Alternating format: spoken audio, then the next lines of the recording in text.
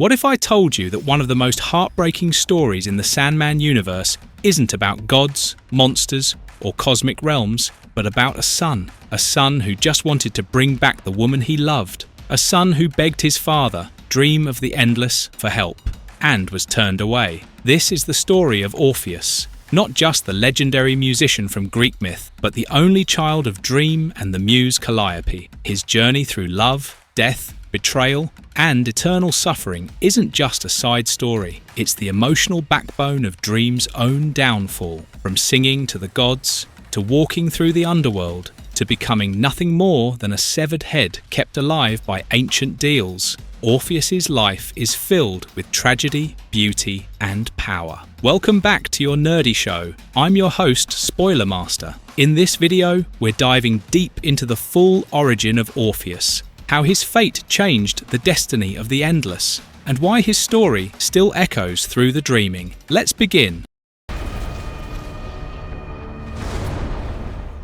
The birth of a bard. Son of a muse and a dream, Orpheus is born of two powerful beings. His mother, Calliope, is no ordinary muse. She's the muse of epic poetry. His father, none other than Morpheus himself, the Lord of Dreams, known also as Oneiros. You'd think having literal gods as parents would make for a charmed life, and in some ways, it does. From the start, Orpheus is gifted beyond measure. His music isn't just beautiful, it's transformative. Animals, trees, and even the dead respond to his songs. He's a true artist, the kind who makes the world stop and listen. But what gives Orpheus his soul isn't just his music, it's his love for a woman named Eurydice.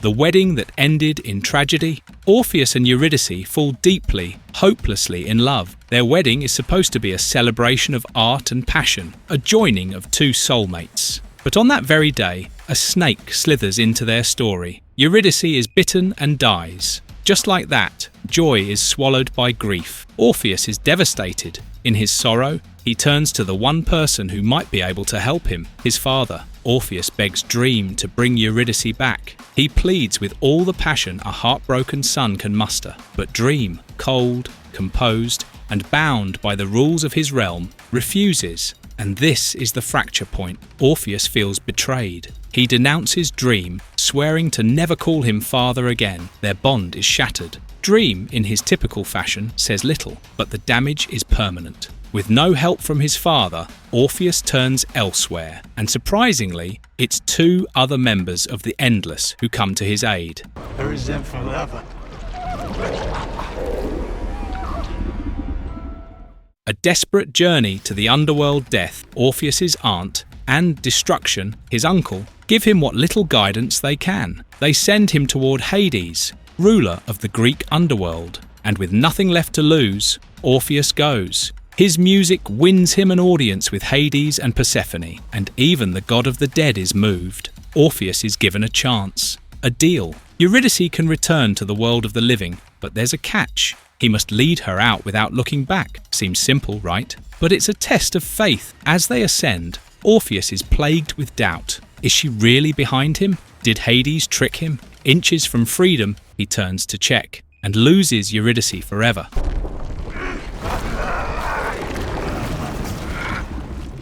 Cursed with eternal life as a severed head, Orpheus emerges from the underworld alone, again. And this time, he doesn't bounce back. He retreats from society, from joy, from music itself. His once beautiful voice is now a reminder of failure. He refuses his mother's pleas to come home. He isolates himself in sorrow. But fate isn't done with him yet. One day, he encounters the Maenads, wild, frenzied followers of Dionysus, lost in ritual madness. They invite him to join their ecstasy. He declines. So they kill him, tear him limb from limb in a Bacchic frenzy. His body is gone, but his head, his living, immortal head, remains. You might think that would be the end. But in the Sandman, nothing ends easily. Because of his dealings with death and his time in Hades, Orpheus cannot truly die. His severed head remains alive, thinking, and, worst of all, aware. Calliope is heartbroken. She blames Dream, the man she once loved, for abandoning their son. The two fight,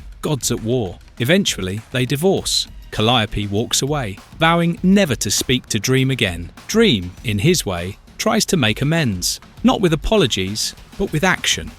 Give us the hell of Lucifer, or the entire host of... Enter Johanna Constantine flash forward to 1789, revolutionary France, blood in the streets, and in the middle of it all, Orpheus. Dream wants his son back, but he can't intervene directly, so he sends someone else, Lady Johanna Constantine, the badass ancestor of John Constantine. Her task? Retrieve Orpheus's head. She faces revolutionaries, bloodthirsty mobs, and two of history's most infamous executioners, Maximilien Robespierre and Louis de Saint-Just. How does she survive? Orpheus sings. His music literally stuns the French radicals into silence, sparking the Thermidorian reaction. That's right, Orpheus indirectly helps take down Robespierre. His voice changes history again. Eventually, Johanna brings him to Naxos, a remote island. Dream creates a hidden temple there, establishing a priesthood tasked with caring for Orpheus forever. And then, nothing. For centuries, father and son remain estranged. Dream swears he'll never visit again. Brief lives. A broken reunion. But destiny circles back. In the Brief Lives arc, Delirium, youngest of the Endless, sets out to find their missing brother, Destruction. She convinces Dream to help, reluctantly, but they hit a wall. No one knows where Destruction went. No one, except Orpheus. And so, Dream is forced to do the one thing he swore never to do. He visits his son. The reunion is quiet, heavy, painful. Centuries of silence sit between them. Orpheus agrees to help, but only if Dream grants him one request. Orpheus wants to die. After everything he's endured, he's ready. He asks his father to end his life. Dream, bound by pride and pain, hesitates. But in the end, he honors the request. He kills his son. Family to me. It is I, Destiny of the Endless.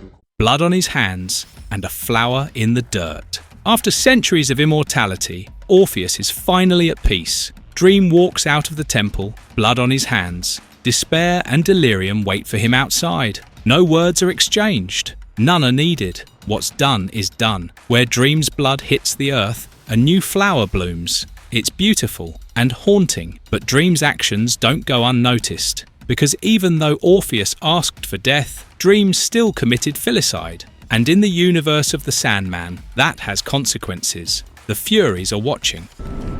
We leave the past behind. Why Orpheus matters to Dream and to the Sandman. Orpheus is more than just Dream's son. He's the emotional core of Morpheus's arc. Dream starts as cold, rigid, ruled by duty, but his failure as a father cracks that armor. By the time Dream finally grants Orpheus's wish, he has changed. But that change costs him dearly. Killing Orpheus sets off the events that lead to Dream's undoing. It opens him up to vulnerability, to guilt, and eventually to judgment. Orpheus represents the one thing Dream can't escape, his own humanity. Hello, Orpheus. Hello, Father. Our nerdy thoughts. Orpheus's story is tragic, yes, but it's also beautiful. It's about the cost of love, the burden of grief, and the complicated weight of being someone's child and someone's parent. Even after death, Orpheus continues to shape the dreaming. His music, his pain, his final wish, they all echo in Dream's choices. And perhaps that's the most haunting part, because in the Sandman, it's not always the gods or monsters who change the world. Sometimes it's just a son trying to sing his way out of sorrow. Mine to consume at my leisure. No, what the heck, I'll laugh anyway.